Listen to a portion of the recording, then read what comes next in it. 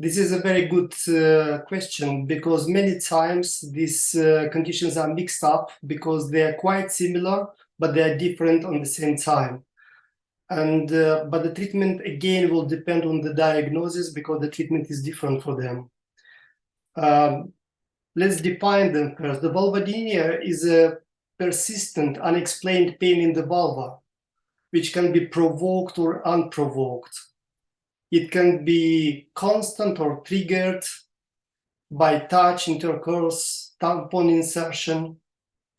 The vaginismus on balance is involuntary vaginal muscle tightening as a response to vaginal penetration or even fear of it, and usually is associated with sexual intercourse. So vulvodynia can happen without intercourse. It can happen on sitting.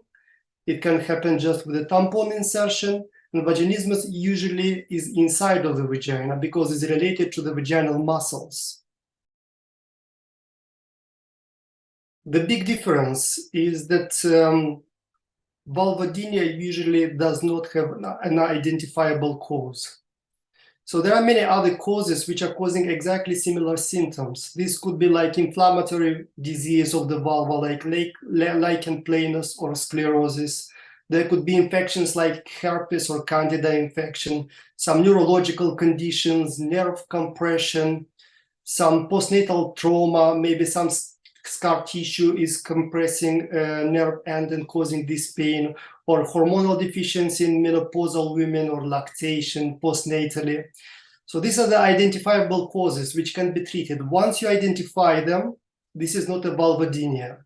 When you don't have a real cause for it, this is what we call vulvodynia. We call vulvodynia, and we are treating it specifically. Regarding the vaginismus, usually this is a psychological problem, and usually it happens due to a bad sexual experience or unpleasant medical examination. Also is, in some cases, is considered a painful inflammatory disease due to some infections, thrush, lichen again. In some people, there are some believing that sex is shameful or wrong, and this is what is causing, again, this spasm in the muscles. However, there is a spasm which is not related to vaginismus, unprovoked spasm. And again, the treatment is going to be slightly different. Also, we have to differentiate the vaginismus with urethral or bladder pain. There is a condition called interstitial cystitis or chronic urethral pain, and this disease are having exactly the same symptoms. Also, the well-known IBS can cause exactly the same symptoms. So it's very important to have a thorough medical history and do a detailed pain mapping to understand where the pain is coming from and how exactly it should be treated, because the management will depend on the findings. Usually it can improve if this is a medical condition behind it, which can be treated, like thrush or temporary hormonal changes or breastfeeding. However, genuine vulvodynia is unlikely to improve on its own or get better. Usually some medical help will be needed in this case.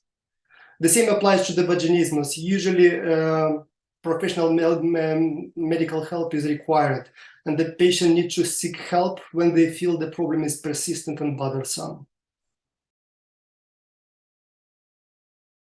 A cure can be achieved, unfortunately not always, but in many cases the symptoms can be significantly improved. So first of all, regarding the vulvodynia, there are some ways to prevent it, some natural lifestyle changes, the use of loose-fitting cotton underwear, preferably white color, use of neutral emollients like E45 rather than soap in the bathroom, and scenting hygiene products are known to make it worse. Also, use of some barrier creams, which are available over the counter in the pharmacies, can be used to prevent it, especially if somebody is planning to go swimming. The chlorine from the swimming pool could affect the vulvodynia. From the vaginismus point of view, there are some there are no measures to prevent it. It exists only treatment.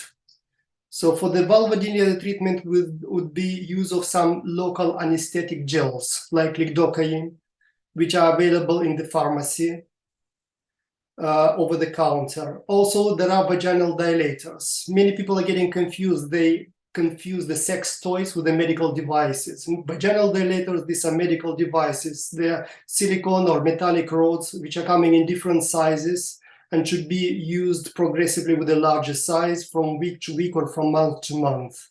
And especially in combination with some anesthetic cream, it may help even better. For the vulvodynia, the self-help would be application of the same gel locally, because it helps anesthetizing the area which is painful. Also, some painkillers like paracetamol and anti-inflammatory drugs can be used. However, they are not really effective. And lidocaine gel is probably the most effective treatment in this case. You may need to go to the doctor to discuss further management if the initial management doesn't work. Psychotherapy is very useful. CBT, cognitive behavioral therapies, relaxation techniques may help sometimes. Also, transcutaneous electrical nerve stimulation, which is known as TENS, is helping in patients with these conditions. From the medical point of view, anti-epileptic medication and antidepressant medication can be useful. Sometimes they are helping with the vulvodynia. Another most recently used option is a Botox injection. Botox given into the vulval area or into the vaginal muscles are relaxing them and breaking the vicious circle, and then the condition improves on its own. There is surgical treatment as well when the entrance to the vagina, which is called the vestibular area, can be excised. However, this is reserved only for very difficult cases, and there is a very high recurrence rate. So normally we would stick to medicamentouse treatment in these cases.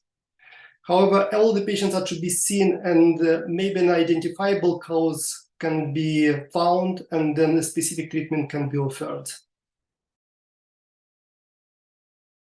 Yes, as mentioned above, loose-fitting cotton underwear, prevention of irritation, avoidance of scented hygienic products can help. The physiotherapy, there is a technique which is called myofascial relaxation. A referral to the physiotherapy who knows how to do it is quite effective in patients with vaginismus. And that would be the initial treatment before offering a Botox injection.